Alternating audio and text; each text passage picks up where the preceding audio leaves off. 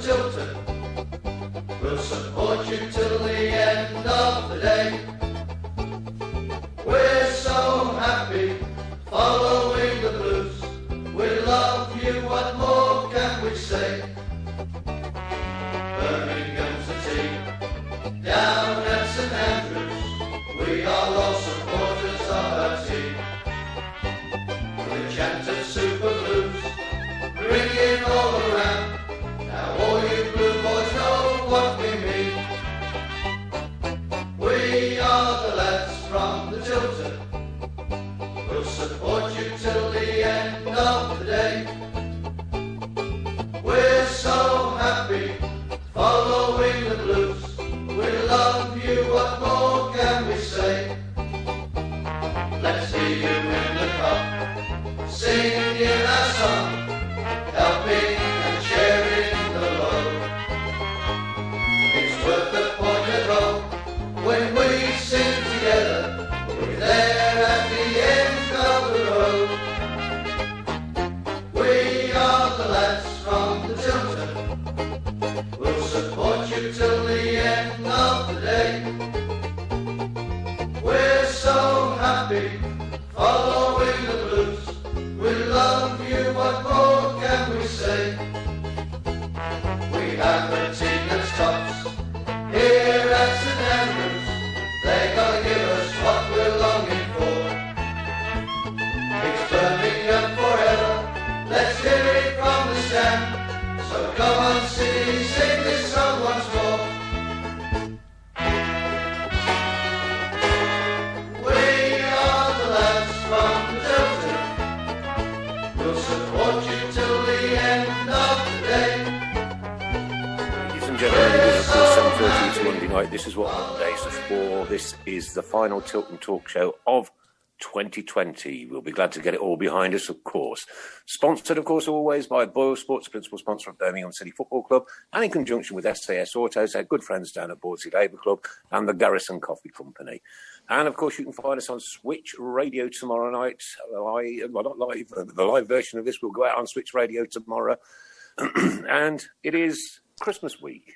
I have not told anybody ever that it's my birthday on Friday. Not at all. We have with us tonight, a.k.a. Mr. Robe, Mark. Hello, everybody. Hello, everybody. Hope everyone's okay. And Mr. Sheen himself, Mr. Paul Ickes. Good evening, all. Mrs. Brown. Good evening. And for myself, good evening. And, of course, the legend that is Cameron Jerome for our Christmas special, ladies and gentlemen. Cameron Jerome. Good evening, guys. We might all die for that. I'll give you that one. We might all die for that. Paul, show us your Christmas shirt. Woo! The penguin, I thought it was very, Yep, apt. relevant with blues Very and apt. dates and all that. Very clever, very clever. You can see your thoughts about What you got, that one. Mark? I've just got on my bog standard Christmas hat. It's quite itchy, actually. I've got my box standard Christmas hat on and all. Yeah, I was going to say. I didn't get the memo, guys. No. I'd make the best region anybody's pant up and down this country, don't you worry. Well, this is the last one, so what we're going to do, we're going to try, ladies and gents, our very best tonight to put a great big smile on somebody's face. That's all. Because we're going to have a bit of a laugh. We'll catch up with camera and find out...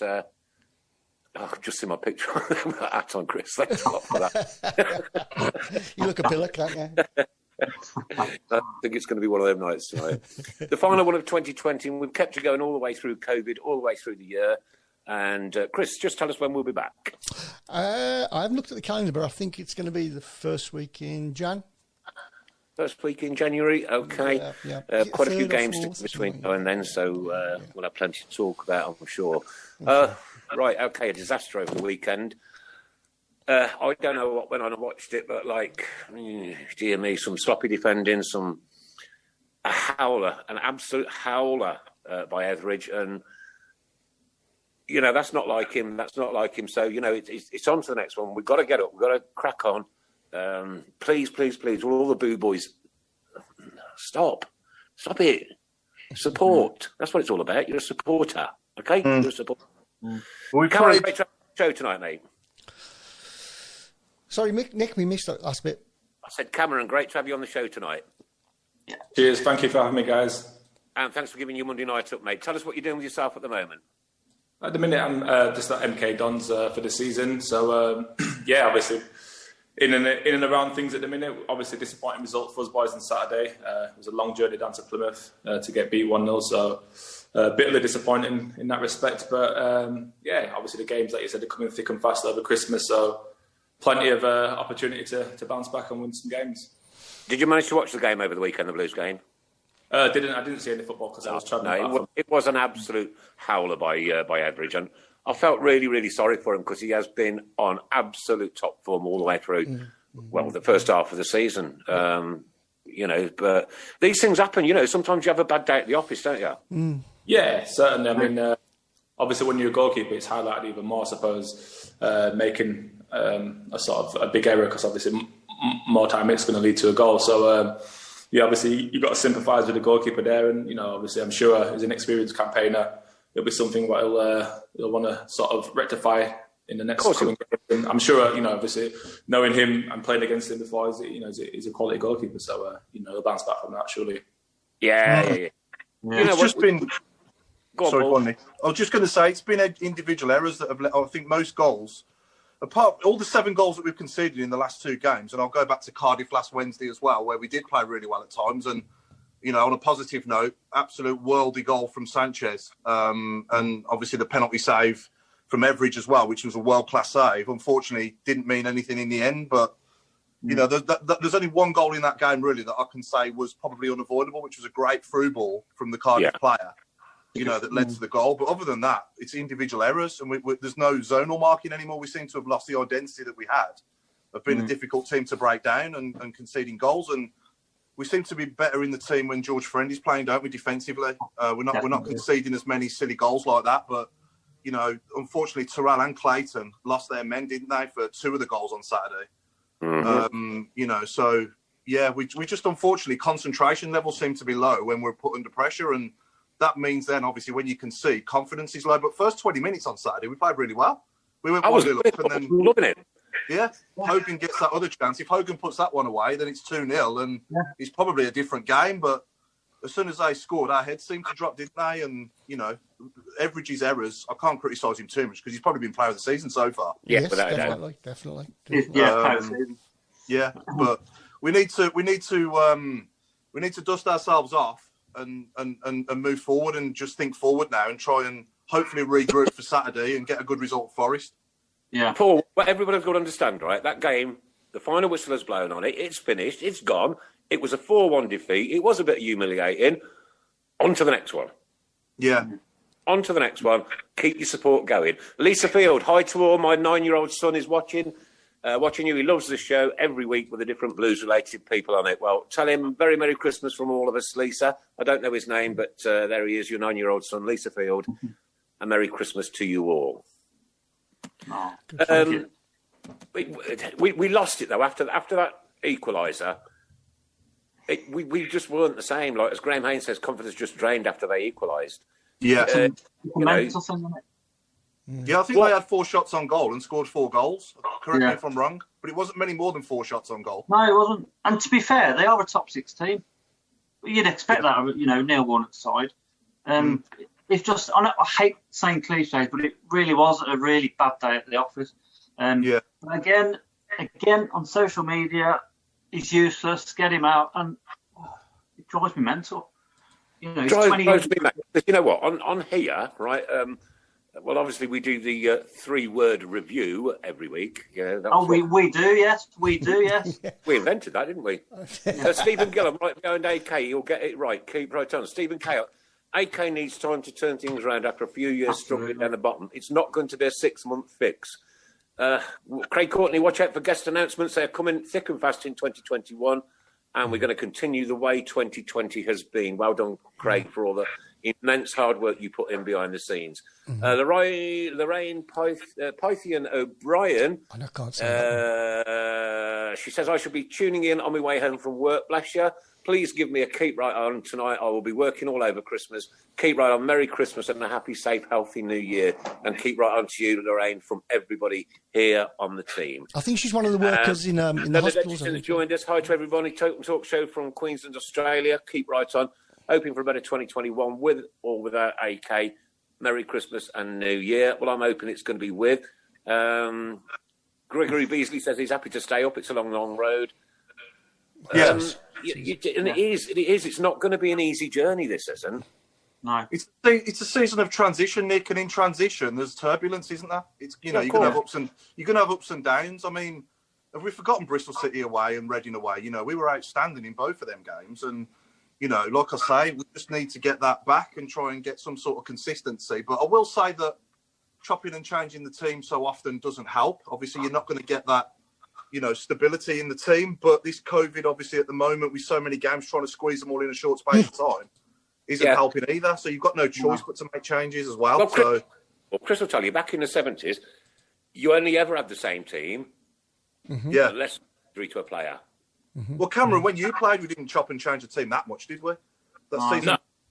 Certainly under McLeish, I think in the first couple of years, the first year in the Premier League, it was pretty much consistent, and he found a formula what worked, and you sort of stick with that. You sort of get a level of continuity and consistency throughout the team, and obviously when it's going well and you're winning games, I suppose there's no real need to change it. But obviously, it sounds like Aita's sort of trying to search for a formula what is not quite got hold of yet. What's obviously not working. So. He needs at least 2 or 3 transfer windows, doesn't he, to make it his own?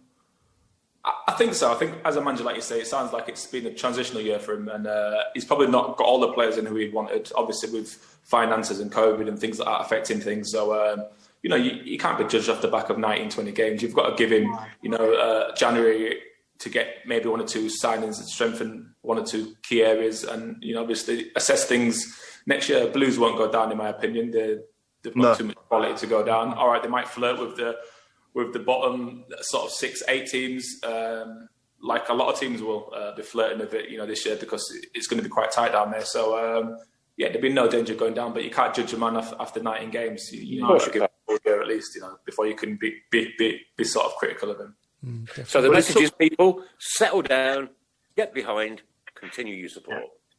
Let's just go through this bumpy ride for the rest of this season, and then hopefully come next season, after he's had a couple more windows. We've got January, obviously. I don't think he's got a lot of money to spend. I don't know. I mean, it does worry me. What do we think about the Cop and Tilton closing for remedial works? Is it really going to make any difference at the moment? Well, not at the moment, but it's obviously there are bills there that were due to be paid that haven't been paid by the looks of things. I must admit, it was a bit of a shocker seeing that news come through, wasn't it? Weren't expecting that. It's like a throwback to the Kumar days or something like that. Yeah. I hope I'm totally right. I mean, all the staff in the offices have had to move over to the main stand. Nobody's allowed to work in there because it's not safe. It's failed. A stand that was built in 1906 is safer than the Cop and Tilton. Yeah, that's true. Yeah, I didn't think of it like that. Yeah. We did have the roof blow off on the main stand one day. Do you remember that one? I'll get some more. Nigel Mann says, Nick, it's your birthday. When? I'll just consult the diary. For God's sake. Oh, God. Okay. Pete Taylor's saying, Cameron, what moisturiser do you use? You haven't changed a bit. What are you like? You know what they'll say, Oh. I guess I know. Sent that in then. To be fair, the main stand is saying Ray Hobro. You're right there, mate. I mean, I think we spent a couple of million on it a few years ago and improved it all inside, didn't we, and everything. So, it's a bit of a dinosaur to look at still from the outside, but from the inside, I think it's up to scratch. Oh, it's horrible. Are we talking about Nick? Cameron, question from one of our top friends here, Vic Singh. Have you ever faced a quicker player in football than yourself? Adama Traore. Really? Yeah. Yeah, when we played against him for Norwich when he was at Middlesbrough, I believe. Yeah, I was keen to give him a race to see how quick he was. Actually, to be honest with you, I was half saying it before the game. I do want to see how quick this fellow is, and he managed to come back and get the ball because he was playing right wing near their own penalty area, and then he just burst away, and I was just like, oh my goodness, this guy is unbelievably fast. It's so fast, so fast. I've never seen anything like it. Seriously. Yeah, and Russell Smith asked, what's your best goal you ever scored? He's got to say the banger against Liverpool. Yeah, he's got it. We was just debating this. I think I had a little bit more to do in that goal, so that's probably number one for me. Followed closely by the Stoke goal against Southampton. But yeah, I think that was a little bit more instinctive, obviously. But yeah, the Liverpool one, it doesn't come more special than scoring at Anfield, does it? Especially the way I was watching that one here in my local town in the pub. And somebody took my photograph as I jumped off the chair, and I think they hit the roof. Yeah. But the first touch as well, Cameron, for that goal was just incredible, the way he took it out the sky. Yeah, taking it out the sky, holding off Mascherano and beating Pepe Reina from distance. Obviously it takes some doing, doesn't it? It was a Zidane first touch and a Shearer finish, wasn't it? Oh, Shearer's just pure power. It was instinct. It was just honestly like, I've had 2 or 3 good touches here. I need to hit it. And that was it. And it just sailed away. And, I was like, wow. I was so far away. It took me ages to get to our fans to celebrate it. I remember I was blowing by the time I got there. I was like, I need to slide it because I'm absolutely blowing. Right, who's it replying to Russell? Sam Mollett said you scored a great goal against Queen's Park Rangers as well, first season. Yeah, first goal for Birmingham, 2-0 away at QPR. I think, remember, it's a long ball by Mike Taylor. I just ran through the defence and sort of lofted it over the keeper as he was coming out. But yeah, obviously it was my first ever goal for Blues, so I'll always remember that one. Yeah. The people are mentioning as well the 3-2 game at Wolves when Colin Dawson had the penalty. The goal he got in that game was fantastic. The last minute winner where I think Sheffield and Bentner was screaming at me in the middle to square it, but I was through and I was always gonna try and shoot there. So yeah, that was actually a nice finish. Good game that as well. That, to be fair, really good game. Really good game. Yeah, and the Spurs one as well. The Spurs goal as well, Cameron. Yeah, away at White Hart Lane, McLeish's first game. Obviously, Seb will take the plaudits for his wonder strike in the last minute, but yeah, my goal wasn't too shabby either, to be fair. The little left foot bottom corner, nice little finish. So yeah, I was quite pleased with that one as well. Your introduction to the Blues wasn't exactly successful in your first game. Well, yeah, I don't think it quite panned out as I imagined, but yeah, that's what we want. That's what we want. Yeah, passion. It can happen sometimes. I mean, I was obviously a younger guy then at that period of time, and I suppose it's just enthusiasm. You just moved to a new club. You're 19 years old. I think I just turned 20, maybe, or just about to turn 20. So it's like I need to try and make a statement. I need to try and mark my territory. So they say. You definitely did. Yeah, I think I marked it too hard. You know what I mean? It's one of the things you learn from it as a player. And, of course you do. Adam, can you ask Cameron what the worst injury he's ever suffered during his career has been, and how long is your recovery, and how did you deal with not playing? It was at Blues, actually. It was the year we went down, my last season. I'd suffered a plantar fascia injury, maybe 5 weeks before the end of the season in training. It's basically it's like a ligament underneath your foot, and I literally ruptured it. And obviously, I think at the time we had so many injuries out, so I had to sort of try and play for it, for injections and stuff like that. And it was so agonisingly painful. I couldn't do it for the last. I think I played the last game actually. The last game of the season I played against Tottenham away at White Hart Lane with a ruptured plantar fascia, which is probably not the best idea to do. But obviously, it was touch and go to stay in the league, so it was something I agreed to do. And then obviously I went away in the summer for 6 weeks, healed, and I came back in pre-season and tore it the first day. So my career was sort of hanging by a thread by then. So luckily I've not torn it since or injured it since, but it was something that was a serious injury. And nearly a career ender, to be honest with you. Some great questions coming in. Graham Haynes, what was it like coming on in the Carling Cup final? And what was the message from McLeish when you came on? To be fair, it's a mixed emotions because I was gutted I didn't start. Obviously, I was buzzing we won. He told me the week before I wouldn't start, and I think we played Sheffield Wednesday in the Cup the week before, and I picked up an ankle injury. I came off with an ankle injury in the game, and then I think it was in a week. I think I'd got back fit training, and he said, "Look, you're not going to start the game." So I sort of knew before anyway. I was a bit gutted, but obviously coming on, you're just trying to protect the lead, aren't you? You're 2-1 up against Arsenal. You're the underdog. It's at Wembley. It's like, wow, it's amazing. You know what I mean? It's like, as a player, you're never going to get a chance to sort of, I wouldn't say like as a player. I mean, the level of Club Birmingham are, it's not every year you get into cup finals, and it was something that all the players knew. It was an opportunity we was probably never going to get again as players. And I actually had a chance to move in that window. I was supposed to go to Stoke in that window, but I said no because we was in the cup finals. Like, look, I would want to go to Stoke. What a dump that is. I read the script and I seen the stick shipping, so I was like, I'm jumping ship now. They came in for me and the club said no. They said, look, they put enough money in. Said, look, it's up to you. And I said, no, look, I don't want to go. Like, I'm happy where I am, and obviously we're in the cup final and things are going well for us here, so I've got no reason to want to go. So. What did you do after we won the game? What happened then, Cameron? I know obviously a lot of celebrations, and we've had Roy the photographer on here tell us his story about Roger Johnson with the hood on his coat, with the champagne. He poured champagne in his hood for him to lift it up all over him.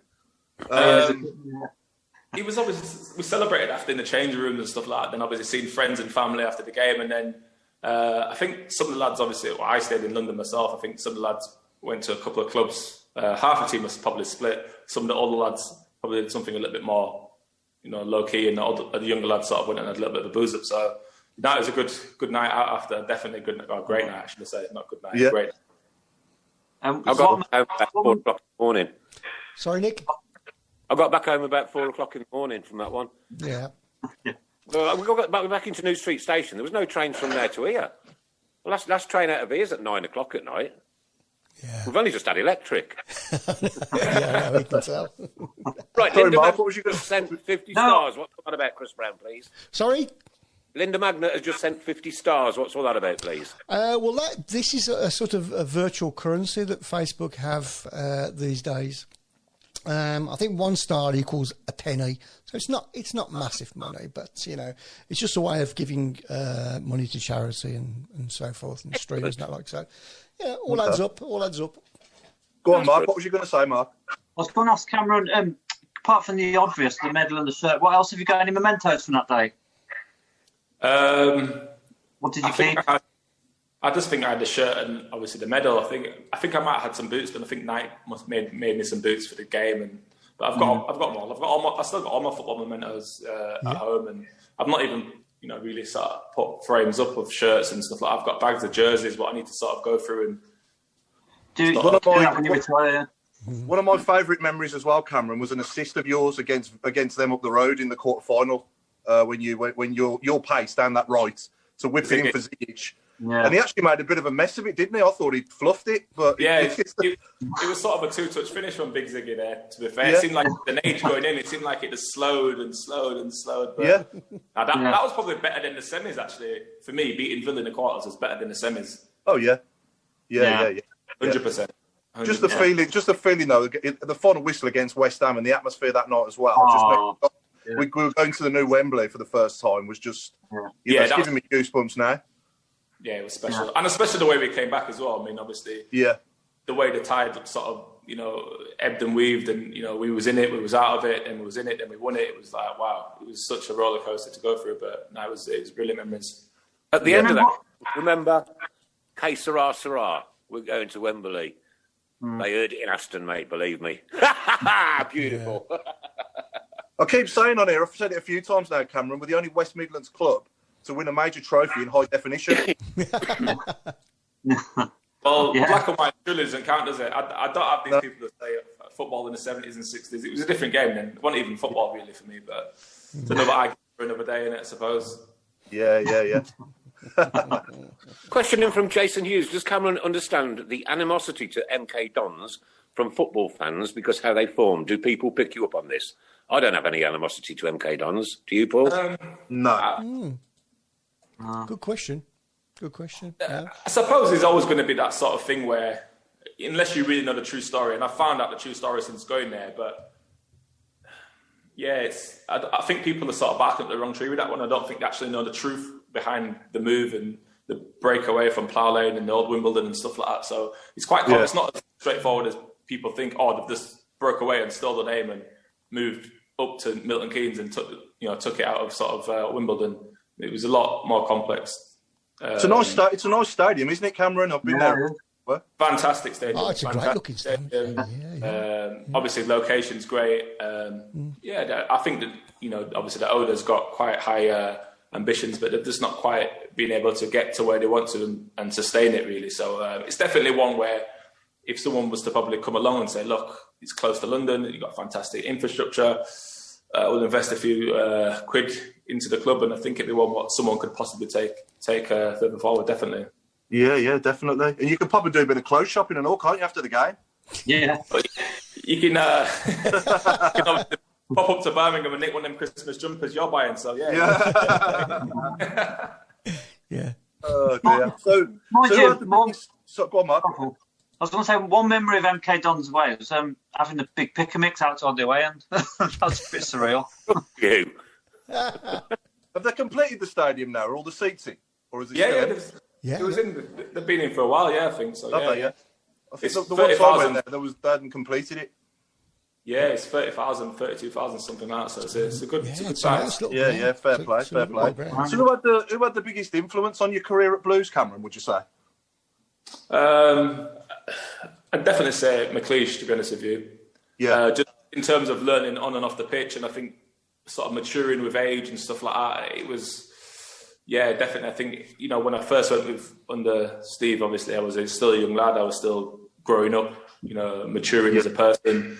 But obviously with Alex, definitely had the biggest impact on me for sure. Obviously worked with him the longest as well. So I mean Alex, I still speak to him now and again now. So he's always one where you can lean on for that little bit of advice and stuff like that. So he's a great man. Yeah, that season that we finished 9th when we went, how many games did we go unbeaten? Was it 11? 11, yeah. 11 games unbeaten running the Premier League. That was a fantastic achievement. Oh, for them days, Paul. Oh, for them days, eh? Will they ever return? Well, you never know, Chris. Yeah. Yeah. Okay, Mr. Brown. Yes. Can you please push the shirt? Yes. And the balls. And the balls, yeah. We're hoping Craig.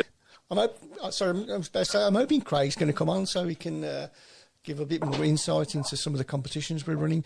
But we have got a shirt up for auction this evening, and I'll turn the camera around in a second. But I believe it's up to something like £250. That one is courtesy of our friend Liam Dash, who sent in this shirt that you're about to see, which hasn't come up because the camera's not working. But anyway, yeah. So I'll put a picture up in a bit. The shirt's at £250. Wow. So far. And that's going to all our chosen charities for the Christmas appeal. It is, yeah. It's absolutely fantastic. Excellent. Absolutely fantastic. Lovely shirt, that. It is beautiful. Yeah. So we've got that. We've got the 2 signed footballs, which we need to get the cards filled up on. I don't know how many's left, to be perfectly honest. We'll find out very shortly. Yeah. But there are 2 marvellous signed footballs, and one of them has got Chucho Benitez signature on them. So, right then, here we go. I'll turn the camera around so people can see the shirt. What was it like playing with Chucho, Cameron? Obviously that season we played together was amazing, obviously, because it's just refreshing to play 4-4-2. I mean, playing 4-5-1 is so hard. Obviously, you don't, as a striker, you don't sort of get the recognition you deserve sometimes doing that graveyard shift. I mean, it's so hard playing that shift in a team is designed to defend, really. So, I mean, playing 4-4-2 is obviously, with Christian, it was brilliant because he was so off the cuff, but in a great way where, I mean, he, he'd commit people was frightened to death of him because he had a great turn of pass. Skillful, low centre of gravity, and obviously he's a massive goal threat. Obviously he didn't score as many goals as he probably could have, but he created and laid on many others for others. You know what I mean? And obviously I benefited massively from playing with him. So it was brilliant for me to play with. Yeah. And obviously so tragic what happened to him as well, wasn't it? Yeah, it's incredible. Rest in peace to him. But what was Chucho like as a teammate? Spoke little English, but appeared. Why does it disappear every time I chuff him? But appeared to love his time at the Blues. What a great player. Cameron and Chucho had a fantastic partnership. Yeah. He was honestly, even though he didn't speak good English, I mean, he could still sort of communicate. He could get by. He could, say what he probably wanted to say to a degree, and you'd sort of get where he was coming from, sort of thing. So, you could sort of bounce off each other, and there was other people who sort of chipped in and helped him by. So, he got by just fine, to be honest with you. Mm. You could tell how much the club meant to him. Do you remember his goal against Burnley in the last game of the season? Yeah. You could just tell he just loved the place, didn't he? Yeah, he did. I mean, it was so unfortunate because I think if he had an English test to take at the end of the season, and we would have signed him, but I think he didn't pass the English test, or there was something with his agents. His agent was trying to take him to West Ham or something like that, and it was a bit of it was a bit muddled up, to be honest with you, what actually happened. But by all means, from the impressions I got, what we was keeping him, and I was, obviously I was delighted to keep him, but obviously, something happened within the deal, and he sort of ended up going somewhere else. But it would have been fantastic for that second season, because he would only got better for me, because that first sort of settling in period and that initial transition of getting to used to English football, he would have been fantastic, I thought, in the second season. Yeah. We missed something like that in the second year. Yeah, definitely. Yeah. That leads me on to the questions from in the week, if that's all right, because one, it does follow on from this conversation quite well. So Shane Roberts just asking, Cameron, was you upset that you didn't get a chance for a long-term partnership with Chucho after a brilliant 2009-10 season, with obviously his loan ending and him going back to his parent club? And did you prefer playing alongside Chucho or Nikola Zigic? The way we played, definitely Chucho, because we played quite similar. So it was two sort of fast, dynamic players who was probably unpredictable, would be a fair way of saying, whereas Big Ziggy was quite one-dimensional, quite easy to play against at times, but obviously it could cause you a problem with his height and his awkwardness. So, and I thought, we didn't sort of play that long ball style of football, what would have, sort of suited a big man, little man combinations. So, I thought even though I didn't play for more than one season with either of them, it definitely Chris did what I would have preferred. Definitely, and that's not taking nothing away from Big Ziggy. He was good in his own right, but definitely I had that connection. Yeah, we played Big Ziggy to the perfection, didn't we, against Arsenal in that cup final? They didn't know what to do with it. Yeah, totally. Yeah, the game plan. To be fair, the game plan from Alex was magnificent. Everyone played out of their skin, 120%, and obviously the big man caused them, no end of problem. They didn't have a clue what to do with him.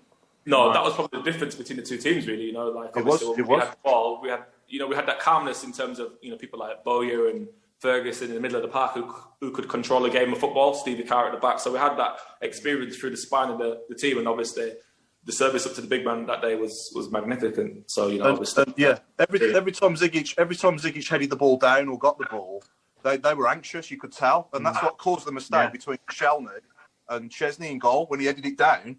Yeah, they just panicked. Martin's to nip in. Yeah, it just creates that though, because when you've got someone who's so awkward and who's so effective at what they're doing, it just creates that uncertainty for the defender, because he knows he can't win the first header. So then he's sort of like, where do I go for the second one? Do I try gamble? I'm going to get the second one, or do I drop off? And like you say, it just created that moment of uncertainty between the goalkeeper and the defender. And obviously, Oba was sharp as anything off the mark, and he nipped it. And obviously, the rest is history. I just remember not celebrating for about 3 seconds, because nothing ever like that happens to us. And I was waiting for any reason for a foul on the keeper, offside. That can't be given. That don't happen to us. And then when I saw the referee just point towards the other end, like saying it's a goal, it was just pure pandem. What a feeling! Unbelievable. Beautiful. Even now, 10 years on, 9-10 years on, you just can't. Even now, can't believe it. Every time you see the footage, you just can't believe it. Even now. Amazing. Lisa Fields saying, what was it like scoring your first goal for Blues? Obviously, the one at QPR away. And I play football. What advice would you give me? That's her son Ryan, who's 9 years old. So he's Ryan, age 9. He's asking that question. Obviously, my first goal for Blues was special because, obviously, starting the way I started, I was put on the back foot and under pressure immediately. So I had to sort of, to try and score or play well, or I was always under pressure to do something good to redeem myself from that mistake onwards. But it was a great moment for myself, and it was something I'll always be proud of, scoring my first goal for the club. But I'd say in terms of advice for Lisa's son there, I mean, 9 years old, just enjoy yourself. It's football. Just go and play with a smile on your face, and just go somewhere where you're going to be with your friends. And that's it. That's all you need to be doing at that age. Really, there's nothing other than that. Really, just enjoyment and playing with friends and just being happy. Yeah. And Dan Lockyer is asking, what was your favourite Blues moment and worst? So your favourite moment for Blues and worst moment for Blues?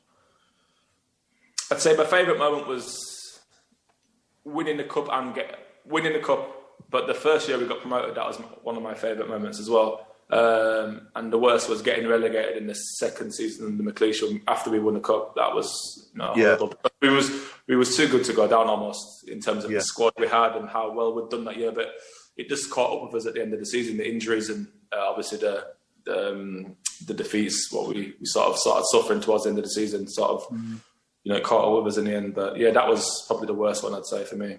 Yeah, and James Ratchford is asking, how did it feel scoring that screamer at Anfield? Oh. Yeah, we kind of talked about it, but can you remember what was going through your head when you saw it in the net? Wow, I can't believe I've actually scored from this distance. But, it's a moment of like, it's hard to explain about scoring a goal. When you score a goal, it's like, it's relief, it's joy, it's excitement, it's so many different emotions in one. But scoring a goal of that magnitude, obviously, against the level of opposition, it's even, it's just intense by 10, 15, 20. So, it was. And of course, on their own turf as well. Yeah. Scoring against the big boys is always nice, but obviously scoring away at Anfield is something what you'll remember. I try and tell my kids now, look, Daddy scored at Anfield. Like, yeah, you don't really get it, but you know what I mean? Yeah. And Will Wood's asking, who was your favourite player you played with at Blues overall? Who would you say? You know what? For one of my favourite players I played with, I'd say Frank Kudru. Yeah? Mm-hmm. Just because he was such a lovely gentleman, for starters, but he was so funny, he was such a good player. In training, just to see him play, and I don't know, he's just something about him. He had that air of, I don't know, I wouldn't say he was necessarily relaxed, but he was just so calm, and everything he did, he had a wonderful left foot. He was a little bit struggling with his weight. He didn't really have pace. There was nothing really to his game what stood out, but training around the place, he was just such a lovely guy, coming every day with a smile on his face. He'd laugh, he'd joke, he'd slap you on the arse, he'd slap you on the back. He was just that sort of guy that everyone loved. He was such a nice guy. Him and Radit Jaide was two of the most outstanding humans you'll ever meet in football. Honestly, it was just pleasure to play with both of them. But yeah, I mean, Frank was brilliant, man. For me, he was just Yeah, I was fortunate enough to sit with Frank at the Players Awards when he won Player of the Season in 2008 at the ICC. And I was on his table. Me and my dad was sat on his table, we got to know him a little bit for a few hours there, and he was making us laugh there. I remember, he's a good laugh, isn't he? He's a good guy. Yeah, he's a great guy. Sorry, but David Sullivan blasted him at one point, didn't he? Yeah. I don't get that. It's just, I think that was David's way, wasn't it, sort of thing. I mean, you still see it now to a degree at West Ham, but it's always someone else's fault, isn't it? That's sort of David's mentality, and someone was always going to get the finger pointed, and Frank, was on a nice contract, and unfortunately for him, he got the brunt of it after we got relegated, I suppose. So it was never nice to see, a fellow teammate getting stick, especially from the owner. It's unheard of, really. Pointing the finger, but I suppose that's sort of David's way. Sorry, Cameron. How did Frank take that criticism? Was he a bit miffed by it, or did he just, shrug it off?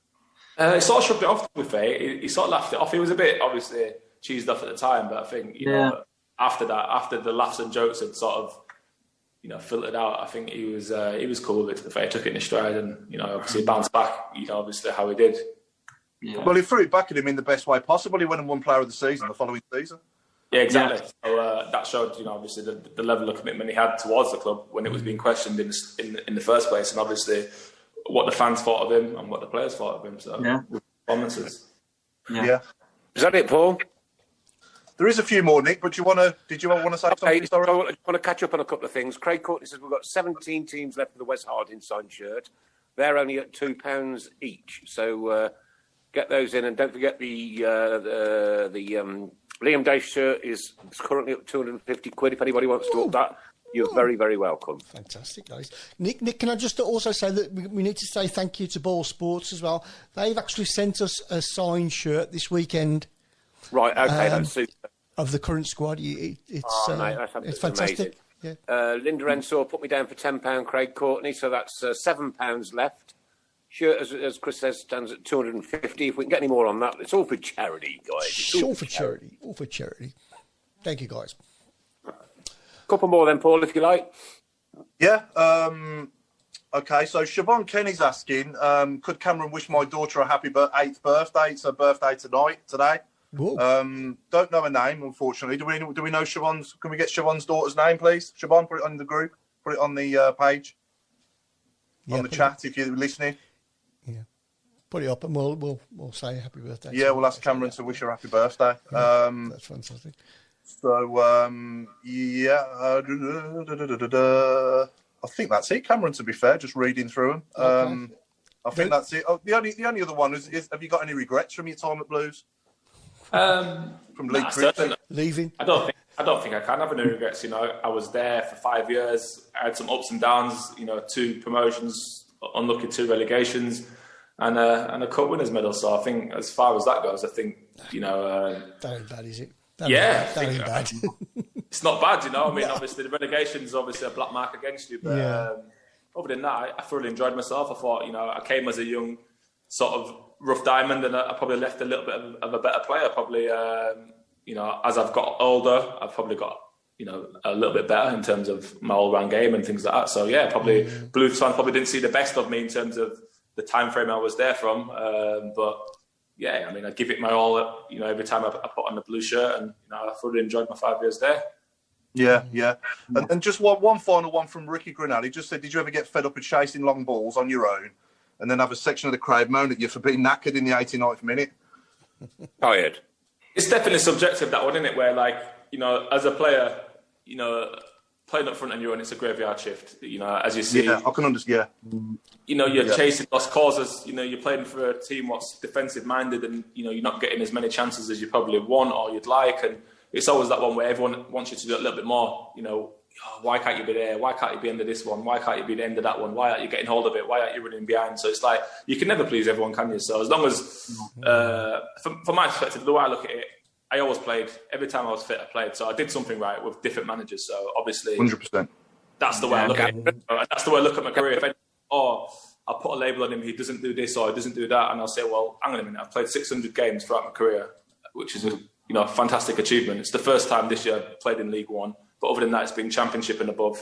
Played out in Turkey for a couple of years, but for every manager I've played for, I've always played, so I've always brought something to the team, what I thought, I'm doing all right still if I'm still 100, couldn't agree with you more. I mean, I think that's football though, Cameron. I mean, there's Arsenal fans now moaning at Aubameyang. Do you know what I mean? At any level, whatever level you play at, it's subjective. Massively. And like you say, you're never going to please everyone. You're going to be, one person's cup of tea, but another person will be like, oh no, I think this guy in the squad's better than him. He should have a run of it. He'll play. He won't do anything. And they'll be like, oh, actually, well, yeah, what about this guy? It's so subjective, and it's opinions. It's the beauty of the game. We can sit here and we can chat and we can discuss it like we are doing, like you guys do week in, week out. And that's what makes it so beautiful, and that's what makes it so unique, football. I can tell you now, Nick, you want to come in? No complaints from us whatsoever. None whatsoever, mate. No. Not even for that first sending off. That's what we want. We want you to get in, get stuck in. That's, scoring them goals you did. Man, these were brilliant times. Yeah. In a against Man United as well, didn't you? Yeah, that's the thing. We had good, I look back at the times and I think, we've had results against Liverpool, United, obviously Tottenham, we've gone to places and, give them a good run for their money. We've won cup finals. We've had two or 3 years in the Premier League. Obviously the times we had in the Championship, we was winning, dominating, getting promoted. So it's happy times. You know what I mean? I look back a bit for 5 years in my career and think, I matured as a person, as an individual. Went from a young teenager to a man, and obviously I improved as a player, and the club had success. So for me, I look back a bit, and I don't look back with regret whatsoever. I look back with just fond memories. Yeah, absolutely. Okay, so coming back to Nick, coming back to Siobhan Kenny, her daughter's called Kira. Sorry, so Kira. Right, okay, Kira. Happy 9th birthday. Another quick catch up from Courtney. Happy 9th birthday for me and everybody. 82. Go on. I was just wishing Kira a happy 9th birthday for myself and everybody at the show, and obviously I hope she has a wonderful birthday and a great Christmas followed by that. Fantastic. Here we go. Right, Craig Courtney, we've got 82 numbers left for the signed football. That's £2 for one or 3 for £5. £2 for one, 3 for £5. Let's get this one gone, guys, because it's been going 2 or 3 weeks now, so we want to get these 82 numbers in and get the dollar in so that we can pass it on to the relevant charities concerned. Yeah, and also, do we know who the highest bidder is for this shirt? I don't. Is it you, Paul? No, unfortunately not. Are you sure? You're going to up it. Hey? You're going to up it. Oh, don't tempt him. His missus is It's all right. I was just reading. I wasn't. I'm not going to say I wasn't listening, but I wasn't listening because I was reading. Because I'm gutted because I've made a mistake because it's Siobhan's daughter's 8th birthday, not 9th birthday. So Cameron, that's my fault, mate. I need to wish Kira a happy 8th birthday. Oh, you We'll can't. roll from the top again then. Go on, then. Go on then. Rewind. Go on. Kira, happy 8th birthday for myself and everybody at the podcast. We wish you a good birthday and obviously have a wonderful Christmas followed by your birthday and obviously a happy New Year. Fantastic. That's Yeah, what I wanted. Questions are flying in at the minute. Another one from Big Sim. Toughest defender you've ever faced? Jonathan Woodgate, I thought. Oh, what a player he was. Yeah, great. In his prime, brilliant. Yeah. One of the best. Yeah. A lot of questions about Turkey as well have come in about how you settled in Turkey, what your thoughts were. And are the fans in Turkey more passionate than in Birmingham? Yeah, they're mad. But the best thing about it, you can't understand what they're saying. So if someone's having a go at you, like you're probably none the wiser. So yeah, that was all right. Did you have about 19,000 people at the airport greeting you there like Dorais Vasaldi? No, I didn't quite get the right response. I was a bit deflated actually. I got off a Thomas Cook flight and no one was waiting for me. So I was a bit like, maybe flights are available. Yeah. Was that planned, that move, or how did that come back, Cameron? Was it an ambition to play abroad, or did it just one of those things that kind of spur of the moment thing? It's a little bit of both. I think I always wanted to try something different. There was a few options on the table, but that was probably the closest to home at the time. And the city I went to is, it's a really lovely city on the Aegean side of Turkey. So the weather was nice. Me and the family adapted pretty good. So yeah, it was interesting. It was such an interesting experience. I loved it. I loved my time there, and I'd always said now how hard it is for foreign players to settle in England because wow, it was really, really tough. So I always thought to myself, wow, like how can someone be so well respected or thought of in such a breath, in football terms, and then they come to England and they don't quite do it, and you're thinking, well, I don't understand it. They're so good in Spain, or they're so good in Italy, or they're so good in France, and then they come to England and they struggle. And everyone in England's like, oh, he's a flop. He's not this, he's that. But then, from my own experiences going abroad, it's not easy at all. So no. What was Galatasaray like? Take it playing against the big boys, Galatasaray, Fenerbahce. Lame, Mark. Crazy. Lame. No, but it was crazy. It's crazy. It was crazy. It was good, but you just couldn't win away from home because of the fans. The fans are just that passionate. It just makes it so hard for you to get a decision or to get any sort of decisions in the games. Away from home, forget about winning. At home, they'll win because your fans will dictate to the referee when it's a foul, when it's not a foul, them sort of things. So it is scary, but it was a great experience. There was, obviously playing against Gala and Fener and Besiktas was, obviously it was good moments. We had good success against them as well, against the big boys. So it was good. And flipping that on its head, Cameron, how much different is it playing now in empty stadiums with no fans there at all? Does that affect your personal performance much? I think it's affecting the whole performance of football, as you can see throughout, the results throughout different leagues, through different levels. There's more goals, there's more mistakes. There's no sort of away advantage. Home advantage has sort of gone out the window.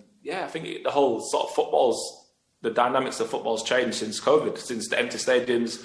There's not that sort of presence you get or the atmosphere you feel when you're playing a game. It's just a lot more people are relaxed. I think you've seen that with the mistakes and the games and stuff like that. There's not that like edge to the game, is there? And it's just not the same. It isn't the same at all. No. Not the same. No, not at all. And who's the best player you've ever played with? On TV and throwing a toilet roll at the cat, to be honest with you. Sorry?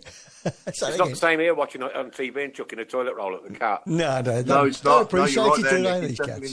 You can't beat me in there as a fan. It's just not the same. Some quick fire questions coming in there, mate, at you. Nigel Mann, Cameron, do you ever regret not signing for West Brom? Didn't have a chance to sign for West Brom. Only when I was leaving Derby, but Derby blocked it. Well, there you go. Jason McDonough, Cameron, when you finish playing the game, would you like to go into coaching? No. No. James Byrne, ask Cameron if Milton Keynes Dons have any future stars that Blues should be looking at. 3. Cameron Jerome, one of them. Definitely. We want you back. Oh dear. People donating, which is really nice. Thanks, Linda Magna. Are there still numbers left for the Harding shirt, Jason? Yes, there are, but not many. So get in touch with Craig Courtney if you want some. Can Cameron give us an insight into Big X team talk in the dressing room before the Carling Cup final? Oh, yeah. Yes. Oh, that's a good one. That's a brilliant one. I bet it was crazy. He won, it's quite... I think it was more the staff. What was giving the sort of the war cry, but I think Big X was quite calm for that. I don't know if he was nervous. I doubt he was nervous. Obviously, as a player and as a manager, he's won things before, and so he was quite a calming presence. To be fair, I think he needed that. I suppose. Obviously, with he knew it was on the line, the magnitude of the task ahead. So yeah, I think he was quite calm. I remember him being really calm, and I was quite surprised with that. To be fair, but definitely the staff around him was firing into the boys, and we had experienced players in there anyway. To be fair, so it's not like we was a team full of kids going out there against the mighty Arsenal. We had experienced players who had won trophies and played international football. So looking at it that way, I thought it was quite a calming one for us. Yeah, going into it. Sorry, Mark. I was going to say Go on, Mark. I was saying, what was it like at half time? Was it the same sort of calmness at half time? Well. Yeah, because obviously no one was expecting you to win the game. So, like, when you're going at half-time, 1-1, you're thinking, okay, well, brilliant. Same again, boys, keep it going. You know what I mean? Like, obviously, we're in the game. We're causing them problems. It's not like they're nailing us and we're hanging on for dear life and it's like, Jesus, we need to sort this out tactically or this out. It's like, pretty much keep it going. You know what I mean? Keep it up, try and hit them with a bit more pressure, get some more territory, and obviously use the things what are getting us success in the game to keep using the big man. That was all the message. The part that I didn't like about that was at the final whistle, how quick the Arsenal supporters disappeared. It's respectful for you. That was horrible. Walk around the stadium like we used to back in the day with the cup and just take that applause from everybody. You've just took part in a major cup final. We've won it and they just disappeared. Do you think our fans would have stayed though if they'd have won it? No, Paul, not nowadays in the modern day. No. I think it's a modern day thing, isn't it? Well, do you know something, Paul? I would, just to see my team get the losers' medals, because it's a massive achievement. Yeah. I'd have clapped the lads. Yeah, I'd have clapped the lads. Yeah, that's a fair point. Actually, I would have clapped the lads off. I did in Cardiff after we lost to Liverpool. To be fair. Yeah, Andy, but there wasn't one, and we should bring that tradition back, because it's like just really respectful, just to stay and take that lap of honour and the applause off everybody in the stadium. I appreciate that people travel. One thing or another, but, I don't know. Maybe it's just me. Anyway, Kim Upton, it's my grandson's Joe's 9th birthday tomorrow. He met you at the Sea Life Centre when you met fans before the Vile game. You were his favourite player. Could you give him a little message? It's Joe Upton. Joe, hope you're watching, mate. Have a wonderful birthday if you've not had a wonderful day. And enjoy your Christmas, mate. Keep right on. Fantastic. Superb. There's a couple more coming in. There's that many comments coming in. Unreal. Quick one from me, Cameron. Who's the best player you've ever played with in your whole career? And at Blues, if it's two different players. Jesus, that's a tough one, because for different reasons, I'd say different players. So it's very tough. But at Blues, I thought the one who stood out for outstanding talent was Zarate for me. He had exceptional ability, like really scary ability. It's like he didn't even belong there, at Blues. It was like, wow, how have we managed to get this guy? Who is this guy and how have we managed to get him? Like, scary how he was there. And he was there and gone with a flash, and obviously did well in Italy and come back to England and didn't do as well as he probably could have done here. But yeah, he was, ability-wise, Jesus, he was up there with everybody. He'd fit into a top 4 or 5 team now, if he was just to burst on the scene now. So yeah, he was one. Ability-wise, he was scary. Great message from Anthony Garvey. I lived in Qatar for 10 years, and in 2009, a lovely 62-year-old woman gave me a short note. It was Cameron Jerome's autograph that he had signed for her grandson years earlier when he was at Huddersfield, and I've still got that autograph. That's absolutely lovely. That's brilliant, isn't it? Isn't it? Fantastic. And it's just... Luke, shall I come in with this one? I can't believe we've got just over half an hour of the show to go. Craig Courtney is saying there's 7 teams still left in the Wes shirt. And does Cameron stay in touch with any of his old Blues teammates from Pete Taylor? I still speak to Gary McSheffrey, Neil Dans. I seen Lee Bowyer last week when we beat them. We had a good little giggle. Got to get that one in. Yeah, we had a good little giggle, to be fair. He's like, you still playing? I said, Bose, I'm sure we signed you when you was older than me. And you still was running around. So there's plenty of life in me yet. He's like, oh, slow down. So, Steve Portman wants to know why I'm wearing his hat. If you think it's your hat, mate, I'll tell you what. I'll do a grump off with you. You'd win. You're still the fastest player on the pitch, Cameron. I've lost a few yards, but I'm still a few yards quicker than most. So yeah, I'm still doing all right. Yeah. The birthday flying in. John Bullingham, his grandson Huey the Bluey.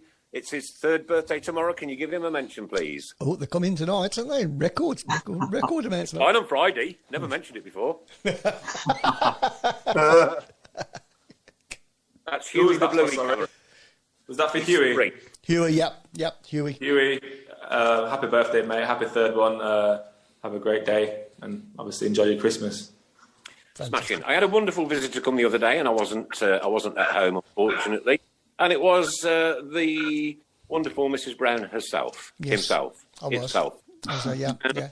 Brought me this gift. Now, I wasn't going to open it because, as you know, it's my birthday on Christmas Day. This is why I wear this, right? But Chris has asked me to specifically open it on the show tonight. Go on then. And here we go. Oh, feels like Christmas.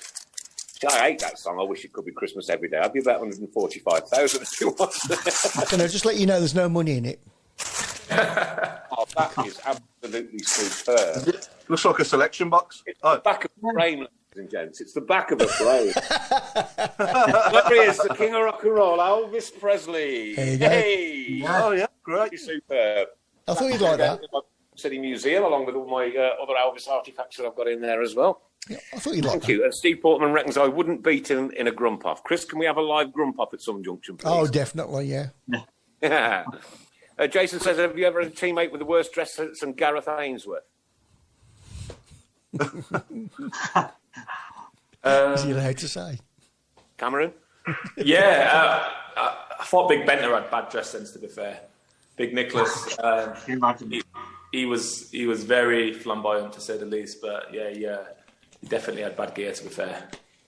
That was a good season, wasn't it, when we had him and Mwamba and Larson and Fabrice, yeah, McSheffrey scored all the goals as well, didn't he? Yeah, Gary didn't pass me the ball, McSheffrey, but yeah, he was on the flank. No, that season we went on. We were such a young team, but Steve definitely got it right with his recruitment. Then the 3 boys from Arsenal was massive. Yeah. Massive Matty Sadler as well played out of his skin, didn't he? At left back. Yeah. Matty Sads at left back, Stephen Kelly at right back. Obviously, Mike Taylor there, big Martin Taylor at the back as well. Yeah. Joy Edie, Gotti. Yeah, Bruno and Gotti. Obviously myself. There was, I think DJ was still around then, was he? Yeah. Stephen Clements. Yeah, Clem was still there. He was hanging on by then, but yeah, Clem was still there. We had a good mix, like you say. We had a good few experienced heads and a few, good younger talents. So it worked really well. The balance was good. And the Newcastle away, that's another good memory. The Newcastle away 5-1 in the cup. Yeah, that was a good one. Yeah, that was a good game. What a game! Yeah. What a game! That was a great game. Don't forget Alan Shearer's face on BBC One at half time. I think we were at half time 3 or 4-0. Yeah. So yeah, we blew him off the pitch that night, didn't we? It's an amazing game that was. Yeah. Stunning. Yeah. And what was the camaraderie like in the squads that you was in, Cameron? Any good sort of pranks played on each other, or was it relatively? The first year I got there, because the lads was pretty similar age, so the bond was quite strong. The first year we got promoted, it was really strong. After we got promoted to the Prem, a few lads went and a few lads came. It sort of got a little bit divided in terms of age. Obviously it's always that fine one between the age. A few lads who are married and quite older pros, and then you've got a few younger sort of, I wouldn't say jokers, but a sort of like livelier group of lads. Yeah. And, it was always that sort of one. But I thought, obviously, when you had like people like Liam Ridgewell and Craig Gardner came, and obviously Roger was there and Stevie Carr and stuff like that. Sort of when we had that sort of squad with Bowes and stuff like that. Barry Ferguson, he was a grumpy one, so he hated anything we did stuff like that. So it was like it was quite funny then. Obviously guards, it's like a barrel of laughs. Ridgey was like a barrel of laughs. Roger was a barrel of laughs as well. So it was good times. And the boys had some good bits of banter flying around them times. Yeah. Any funny stories? Any funny stories you can tell us? It was good times. And the boys had some. Okay, we just lost you there for a minute, Cameron. Sorry about that, mate. Paul, could we thronk out the 1 to 11 as quick as you can, because we've got 30 minutes to go? Oh, yes. I was just asking Cameron very quickly if there's any quick funny stories you can tell us. Anyone played any good pranks you can remember on each other? Prank-wise, I mean, it's just the basic things, really, but it's just funny at the time when you're there, when people cut people's trainers and people's clothes. Someone comes in a new outfit. Everyone knows it probably looks pretty cool, but, you hang it up in a dressing room, and then obviously the lad comes in, finds his clothes hung up, and he's fuming, and he's just, obviously the lads are getting on him about his gear and stuff like that. Loads of little things. It's just football banter, innit? Like little bits and pieces. Yeah. Nothing crazy, nothing crazy. No. So, Cameron, shall we get on to your 1 to 11, mate? So, what formation you playing? I'm going to go flat 4-4-2. Yeah. No. Far away, mate. Far away. I'm going to go Joe Hart in goal, because obviously when he came, made a massive impact. Obviously, Joe went on to bigger and better things after Blues, but he was magnificent that season. Obviously, that was the season we obviously set the record in the Premier League for the highest position up at finish. So that was obviously why I picked Joe. But left back, I'd say Liam Ridgewell, because obviously playing with Ridgey, he was sort of not a natural left back, more of a centre half. But I thought the times he played, it was magnificent. It popped up with goals, had that extra bit of quality on the ball, all around good lad, good team rate, and obviously Ridgey deserves his place there. I'd have to say the two centre halves picked themselves, Roger and Scott Dann. Obviously, both immense signings at the time, exactly what we needed. Good young quality centre half. So them two obviously straight in. Stevie Carr at right back gets the armband as well. Gets the armband, captain, yeah, definitely. He was just such a just a wonderful professional. Just to be around someone who's been there and played at the highest level for so long, and came back having sort of been retired. McLeish had to sort of beg him to come back out. You know what I mean? So he come back and the standards he set every day in training around the place, and it's just a big influence on people. Especially younger players looking up to someone who who's held in such high regards from everyone in the football world. Yeah. And he had that hunger to be better every day, and it just drove the team on. So he was massive. He was massive for the dressing room, Stevie was. Right wing, I'm going to go Seb Larsson, inverted right winger. Obviously, set piece delivery, fantastic. Really nice guy as well on and off the pitch. I've said on here before, Cameron. I've said on here before that Seb Larsson's the closest we'll ever see at St Andrews. Well, I hope he isn't. Obviously, I hope we get someone in the future that is even more so. But in my lifetime so far, it's the closest I've ever seen. And I don't know if you disagree with this, Mark, but the closest I've ever seen to David Beckham in a blue shirt. I would say that, yeah. I'd agree with that, to be honest with you. I mean, if you was a neutral fan, what would you think of Seb? When you heard Seb Larsson, you just think delivery from a set piece. Right. Yeah, it's like James Ward-Prowse. Exactly. Yeah.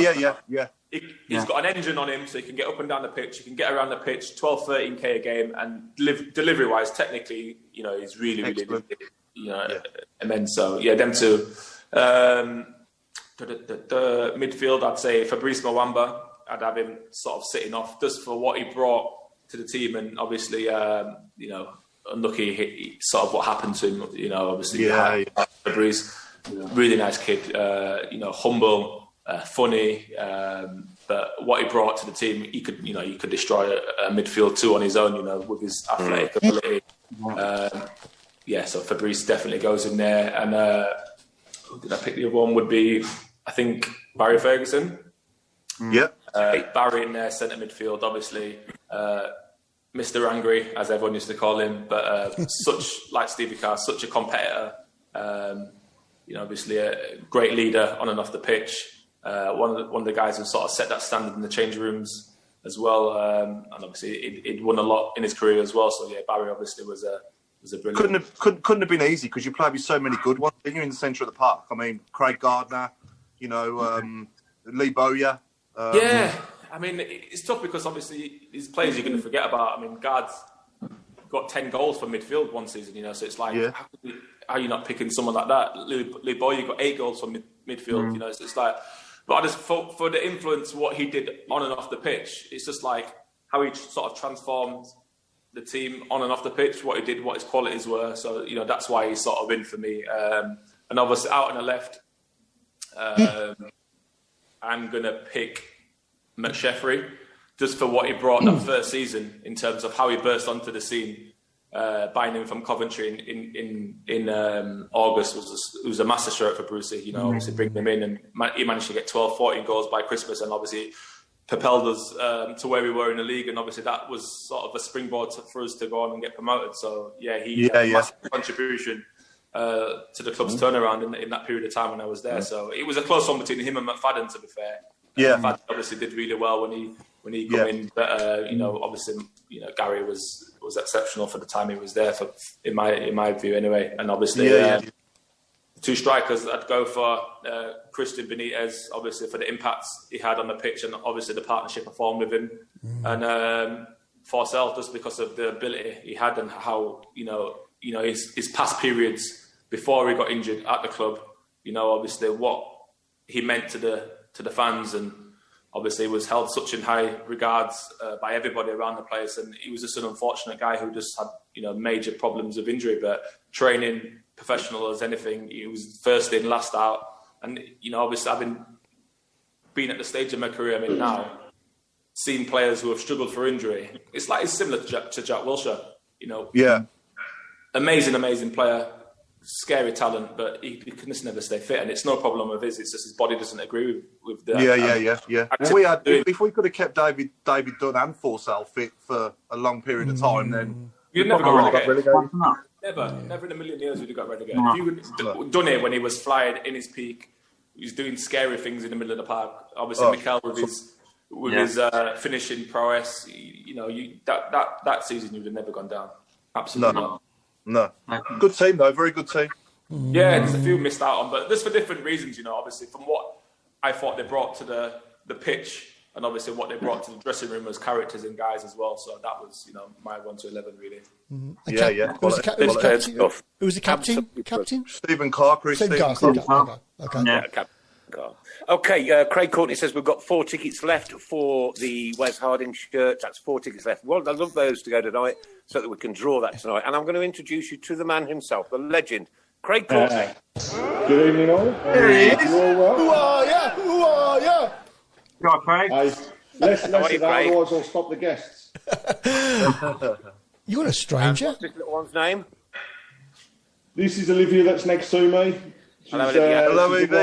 Craig, what I'd like to do on behalf of myself and the rest of the team here, Paul, Mark, Chris, everybody who works as well behind the scenes, Adam, etc., massive thank you for the work that you put in to get Oh, you and I have done some work, yeah. It has been incredible. You know what? We couldn't have dreamt what's happened since the beginning of COVID, and every single week after. You've been an absolute star to the show, mate. Thank you so much. Mate, it's been an absolute pleasure. Yeah. We'll work hard. I don't know how you pulled it off. Craig, so we've got 4 left then, Craig. Yeah, 4 teams left in the Wes Harding shirt. We'd love them to go tonight. We'd love to draw it. So if anybody wants those last 4 tickets, please, let's have it done tonight. It's the last show of the year, and at least we can draw one of the shirts off. Another one coming up next year from Boyle Sports. Yep. Linda Ensor, well done, Craig Courtney, valued member of the Tilton Talk Show. Absolutely couldn't agree more. What are your thoughts? Craig, we've got a few guests coming next year, haven't we? Are we going to reveal any of them, or do we want to keep people in suspenders, or what? Well, we'll send out some little teasers on a few, but first one into the new year is an ex-defender of ours, now working alongside Mr. Cooper as well. So we'll see if the guesses come in with those. Mm-hmm. one of the huge fans' favourites is coming in February, and a gentleman that's been asked for numerous times. And work continues to bring more people in. So we've now got guest booked until the middle of February. So it's a good few slots to go. And just keep letting us know who you want, and we'll see what we can do. That's fantastic. Sorry, what's the little one's name, Craig? Nick, it's Olivia. Olivia, your dad is a megastar. He's an absolute megastar. Thank you very much indeed. You're Birmingham City fan yourself? Yeah. Good on you. Well done. Well done. Jason You watch the McDonald, show every week, Olivia. Sorry, Jason McDonald says best talk show in the country and the only place to be. Keep right on. That's what Monday's for. Well, we like Everybody is saying congratulations and thank you very much, mate. Yeah, he's paid every one of them. yeah, my bank account's empty. Craig, Linda Magner says, have you included my £10? I have indeed. Yeah, it's all done, Linda. Thank you very much. We've got 4 tickets left. Come on, let's have this drawn tonight. Somebody is going to win a signed Wes Harding shirt tonight, live on the show. We've got 20 minutes left. 20 minutes left. Come on. Can I ask, Nick, can I ask, sorry, Chris, are we going to do the or one of them? The one that Cameron played with? Okay, then, yeah, I've actually got it all set up. I think I have, So we got, Cameron? We've got a recording of an ex-player of ours talking, and we've got to guess who it is. Okay, now So we thought we just call this round Ooh. Do you remember that? We called it before the game. When he called out the Come on, yeah. Quality, innit? Okay. Well, I'm going to play the first. Well, I've only done the one, so see if anybody can guess who this is. It's hard to reflect on it right now, but just a great feeling. 3 points against a team that. What does that take us? Level on points with them. Takes us in a great position going into the business end. Okay. But yeah. Wild at times. Stuart Carnaby. They had a lot of possession. Oh, he's got it straight away, hasn't he? Got it straight away. Possession doesn't win you. Got it. Linda That was quick then. Craig, please tell me how I pay. How does she pay, Craig? Linda, I'll send you a link across and you can do it direct. It's no Auntie problem. Linda, send you that link. Steve Portman, how much donation for the last 4? It's £2 a ticket, Steve. £2 a ticket. Let's get them gone. Now, I wasn't expecting this tonight, to be honest with you, Craig, and never met you face to face, and I obviously would love to, but with all the COVID going on and one thing and another, as soon as this thing's all over, mate, we're going to have a busting good party, I promise you. Pete Taylor says you've signed more than Barry Fry. Jesus, that is a lot. 3 minutes till the last 15 minutes, guys, and we're going to have a laugh. We're going to go out with a bit of a blast on the last show of 2020. It's been an absolutely miserable, horrible year. But what we're going to do is try and cheer it up a bit. Olivia, do you like my hat? Yeah. You like my jumper, Olivia? What do you think of my jumper? Which one's better? The hat. The hat wins. Oh, no. Paul, she said you've got to put a hat on to stop you from shining. I know. I never thought of that. Craig, Steve Portman saying send me the link because I think he wants to make a donation there. We've got 4 tickets left. Come on. Let's have it. Beg your pardon? Hang on, we've got some news coming in here. Tracy Hemmings, can I have 2, please? There you go, there's 2 left. 2 left. Steve Portman, if you want them, have them now. Have them quick, because if anybody else comes in before you, whoa, you know what the rules are. Okay, that shirt looks like it's going to be pulled out tonight, and it's going to get posted out to somebody, possibly not in time for Christmas, but never mind, at least you know it will be on the way. Nick, I can confirm the last numbers have gone, so I'll be doing the draw shortly. Okay, can you do it live on the screen for us, Craig, when you do? Okay, so we'll give that 3 or 4 minutes. I can't believe we're into the last 17 minutes of the whole year. It's been a journey, you know, from that very first time when we had lockdown and I did that daft one in the Blues Museum. Probably had a few too many steins of beer, to be perfectly honest with you. Tracy's saying, Craig, can you please send me the link? Auntie Linda will send you the link, Tracy, and then we can get them done. Steve Portman, you'll take the last 2. There you go. It's all done. So the Wes Harding shirt is now shut and closed and is going to be definitely drawn tonight. There you go. We'll Craig, do that the last couple of minutes of the show. Sorry, Craig, are we going to draw it tonight? Are we going to have time yet? Yeah, I'll draw it. I've got a little random number selector, so we'll draw that in a second. Oh, fantastic. Great stuff. Quick question for Cameron. Who was your football idol growing up, mate? I had more than one, but Ryan Giggs, I'm a big Man United fan, so obviously, I grew up idolising, Giggsy, Andy Cole, but as being a striker, I just used to love watching, Fowler, Shearer, all the guys who was obviously scoring the goals at the time. You're just looking up to them and just going like, amazing. Obviously, Alan Shearer doesn't, get any better than people like that. Obviously, Robbie Fowler when he was, bursting on the scene, and obviously Andy Cole winning trophies at Man United. So those are the sort of strikers I was looking at the time. Yeah. And then you got to play with Andy for a little bit, didn't you? When he came to Blues. Yeah, he came for a few months on loan. Yeah. So yeah, it was obviously like a bit like wow, surreal. Yeah. Obviously he's a guy I grew up like idolising, and he's come to sort of see us over the line, get us promoted, and he was great around the place. Obviously, he's a massive throwback. I was going to say I've got an admission to make, but when he came, I had this image of him being, the grumpy, the surly, and all the rest of it. But I did actually have a chat with him after the one game for about 10 minutes. One of the loveliest guys I've ever met. Such a nice guy. He was really genuine, nice really guy, nice approachable. You could ask him for a little bit of advice, stuff like that. It was, he's a good guy. I think he's obviously misjudged, isn't he? Obviously, misinterpreted. Yeah, definitely is, isn't he? But we all. Yeah. Okay, Joe Donahoe, as always, great show. Great show. You really are a great bunch of lads for all you do. Happy Christmas to you all from Joe in Dorset. Keep right. A very happy Christmas to you and your family, Joe, as well. Let's hope we can get rid of this COVID thing soon and we can all get back to meeting up with each other. Kim Upton, Merry Christmas. Cam, to you and your family. Great show. Oh, and all the others involved. Kiss, kiss. Thank you very much indeed. We are, ladies and gentlemen, into the last 15 minutes of the year, of the Tilton Talk Show year, the last 15 minutes of the Tilton Talk Show year. And how else could we go out tonight without mentioning that word? Christmas. So anything to do with Christmas and football. Word association, Cameron. Can you think of any? Yeah, miserable get. One or two. I came up with Andy Carroll. Oh, clever. We had quite a few good ones at the beginning of the show, didn't we? I'd got minced pucker pies. What about Simon Church? Ooh, Yeah. The Magna Brilliant Show. Thanks, Cameron, and thanks to all. Thanks to you, Linda. You've been an absolute rock through this year as well. Thank you very much for all your support. Right, while they're coming in, Chris, could we do that draw now then, buddy? Craig. Yeah, we can indeed, and Olivia's going to press the button. So, Fame.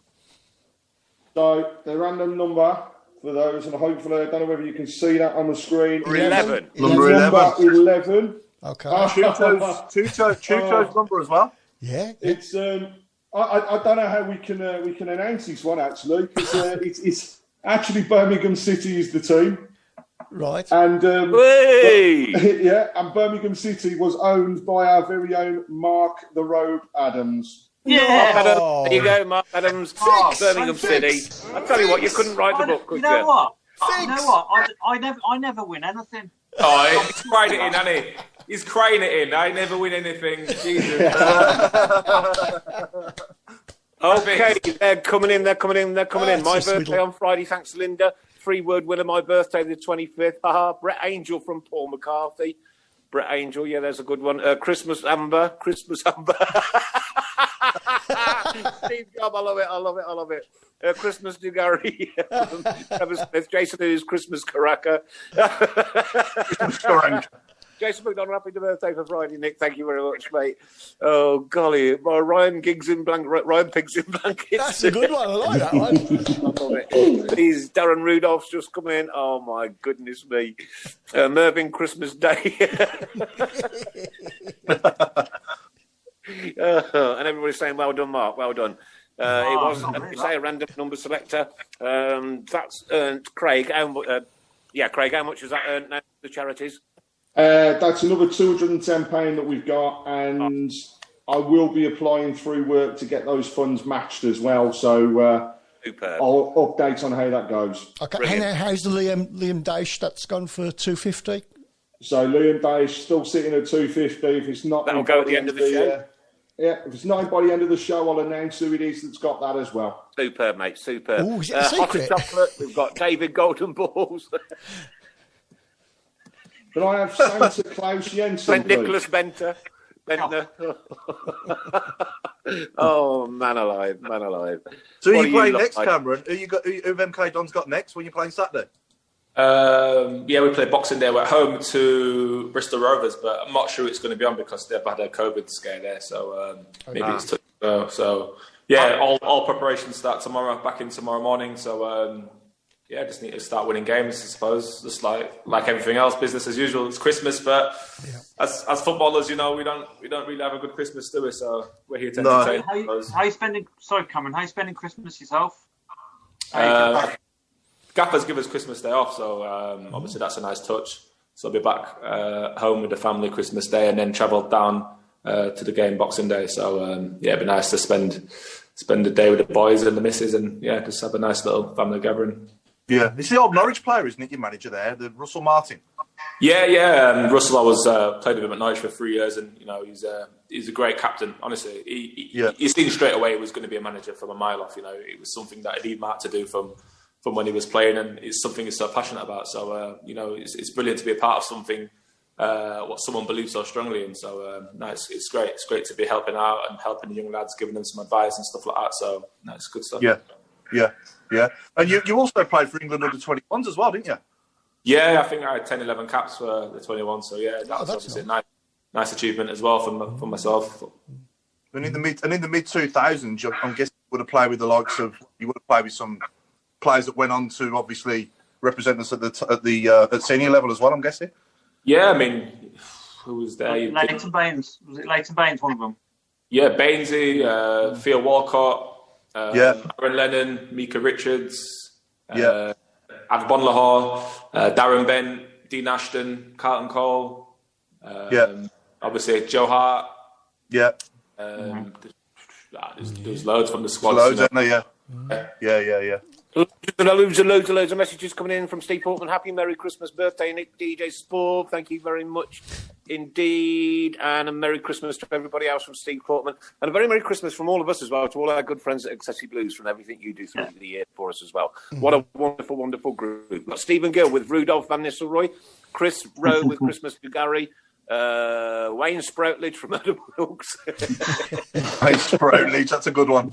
We've got Noel Whelan coming from Michael Woods, Anthony Garvey, Denver Humbug. Paul McCarthy's gone for Harry Sugar Cane, Craig Courtney, Santa Claus Jensen, Carol Man Jerome, from Nigel Mann. Gordon McQueen's speech from Jason Hughes. Love it. Craig Courtney's gone for Dennis Three Wise Men.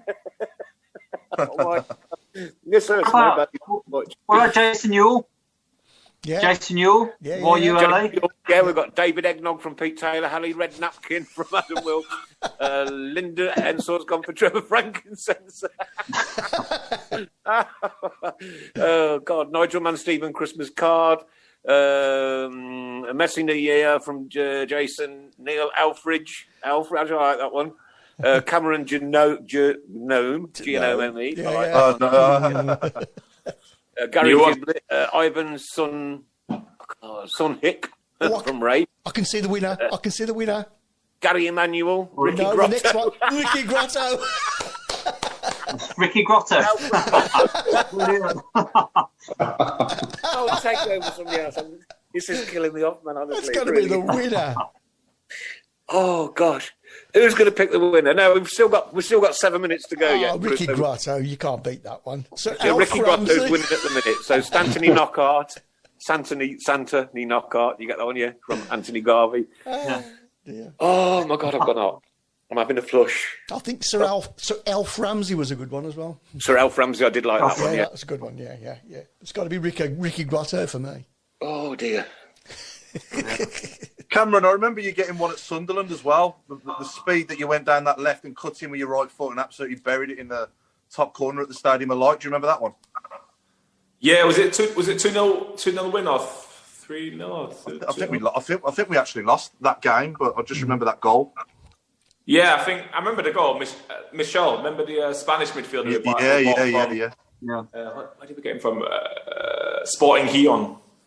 Yeah, remember him sliding me through on the left and going through and finishing. But yeah, he was a good one, but he just couldn't get to grips with the physicality. But he was a very good player in training. Really, really good player. Really good player. Fantastic. Still more coming in. So we've got a good one here from Penny Wood. Nice one. Nice to hear from you, Penny. Merry Christmas to you and all your family. The first Noel Blake. Nigel Mann's gone for Robbie Savage around the Christmas tree. And Messi Xmas. Paul Hunt says, have a great Christmas, boys. Cameron, you've been a great listen. Thanks, Paul. And the same to you. Ricky Blotto from Des Fox, Frankincense Lampard from Carolina. Silent Night Vile Park when we beat them 2-0 in the Prem. Yeah, that's a clever one, that is, isn't it? How good has it been, though, Chris, Nick and Mark? How good has it been doing this year, under all the circumstances? It's been brilliant. It's been brilliant just to interact with people, It's been fantastic. Yeah. If you'd have said to all of us, Cameron, if you'd have told us like 10 years ago when we were sat in the stands watching you playing, that we'd be doing this now, we'd have probably all laughed. You know what I mean? It's the way times have sort of advanced, though. It's like you found the niche which works, and obviously you've got such a good, strong core of listeners. It's testimony to you guys, to see that what people want to hear, and Yeah, they're all nutters, as you can tell, Cameron. They're all nutters that listen to us, as you can tell. Steve Portman's gone for Ryan Christmas Bauble, yeah. Jason Hughes, really, little donkey. Yeah, it's not fair. That's a good one. Clever. Even I nearly fell over at that one. We've had guests on every week, Cameron, more or less this year, every show, all the way through this year, through the pandemic. And that's what it's about. I mean, obviously, I took a little while to get back to you, but it's something and nothing, something what obviously all little players would be interested in doing. So it's obviously it's a great little thing you guys have got going, and it, especially in the pandemic where people are at home and they can't get out and they can't have that socialisation and that talking of football, what they'd normally have down the pub or down the games and stuff like that. Yeah. This is 10th season. This is. Yeah, 10th season. Going to yeah. Incredible. Pete Taylor's gone for David Stockingdale. Linda Magna loved your red boots, Cameron. Do you still play in red boots now? I've toned it down a bit. I've gone back to basics, back to black. I don't get it. I can't get away with colours anymore. I don't get it. Too old for that. Grand comment there from Michael Woods. Brilliant guests, each and every single week as well. It's been an absolute gem. It's been a horrible, horrible, horrible year. It's been a horrible year, not just for football, but all those people that we know that have had this vile virus that's still flying around and has now mutated and now seems to be getting worse and worse. And, please, sir, can I have some more Bobby Moore for Anthony Garvey? I just hope, like, these guys... We do this every single Monday, and the wonderful guests that we have given all their free time up. I know that you all have really appreciated everything that we've done throughout this year to try and keep your spirits up and to try and kind of keep together. You know what I mean? Because it's been just horrible not being able to meet up in the studio. And I didn't see Chris Brown the other day, but apparently Sharon said he looked another 10 years older than last time she saw him.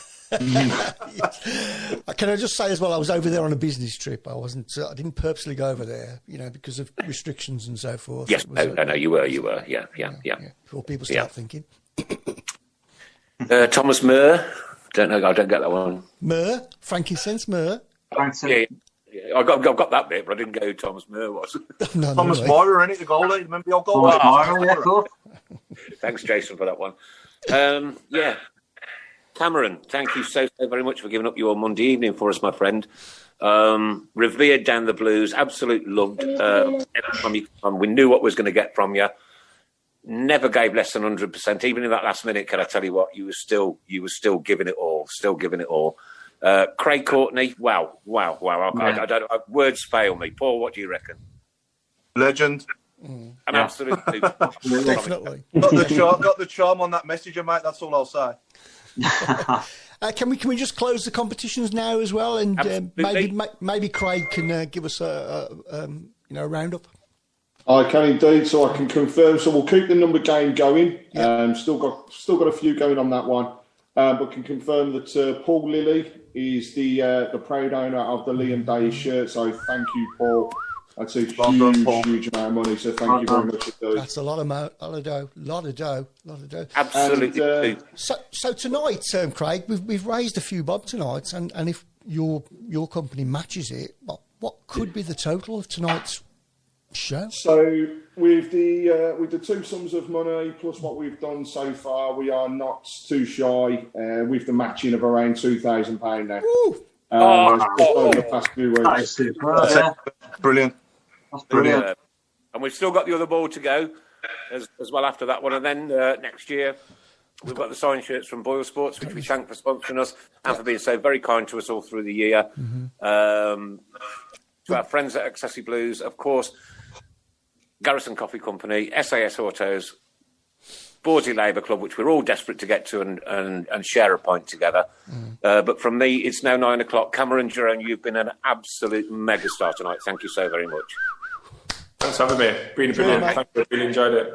So this Merry Christmas to all our viewers and fans out there as well. From keep right on. So this is it, again, the last minute. Every single one, And what we'd love to say is we'll give our own personal message. We'll take about a minute, about 20 seconds each. I just want to wish every single one of you the happiest Christmas you can possibly have.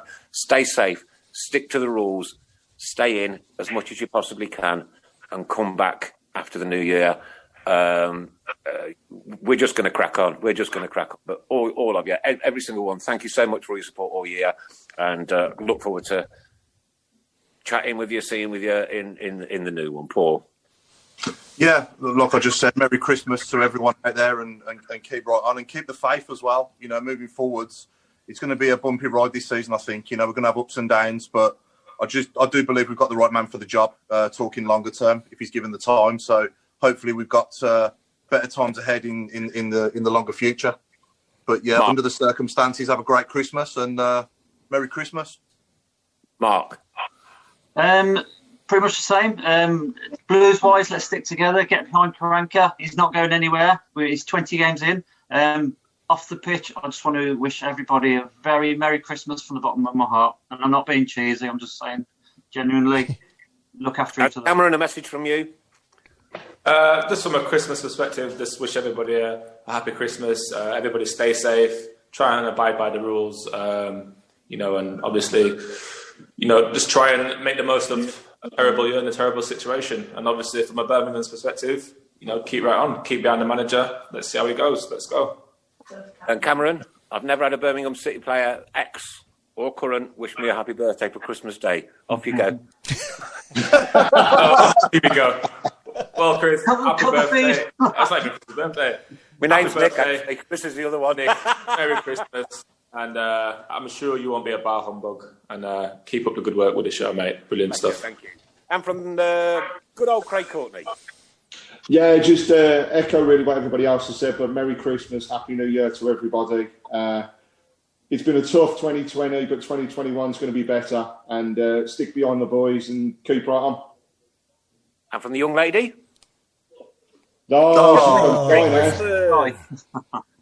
And from the gaffer himself, Chris Brown. Yep, everybody, have a good one, but most of all, stay safe. Thank you. And from us all at the Tilton Talk Show, a very Merry Christmas, and the happiest New Year we can possibly have. See you in 2021. Thank you. Good night, all. Good night. Good night, all. Night. We are the